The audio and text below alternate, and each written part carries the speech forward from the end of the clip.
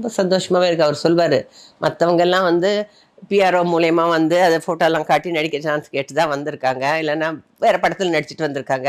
First நான் introduce பண்ணுறது யாருமே ஒரு எந்த படத்துலையும் வராத ஒரு முகம் நீ தான், நீ நல்லா நடித்ததான் எனக்கு பெருமை அப்படின்னு சொல்லுவார் எப்போவுமே. நீ வந்து நல்லா நடித்து பேர் வாங்கினா தான் எனக்கு பெருமை, இல்லைன்னா பாரு எம்ஜிஆர் இன்ட்ரடியூஸ் பண்ண என்னாச்சுன்னு சொல்லுவாங்க அப்படின்னு. அதுவும் என் மனசுக்குள்ளே இருந்தது. அந்த ஒரு பொறுப்புங்கிறது ஆமாம், கண்டிப்பாக அது இருக்கும். நம்ம பண்ணணும், நம்ம கரெக்டாக பண்ணணும். அப்போது நிறைய பேரை பார்ப்பேன், பல படங்கள்லாம் பார்ப்பேன், எல்லாம் எப்படி நடிக்கிறாங்க இதெல்லாம் பார்க்க தான் நமக்கு ஒரு எக்ஸ்பீரியன்ஸ் வரும்.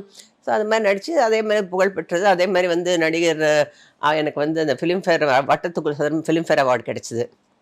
அப்போது எஸ்பி முத்துராமன் சொன்னார், மா தலைவரை கூப்பிடுங்கம்மா, அவரை போட்டு காட்டலாம் படம்னு. அப்போ அந்த வட்டத்துக்குள் சதுரம் போட்டு காட்டினோம் அவருக்கு ஏவிஎம் ஸ்டுடியோவில்.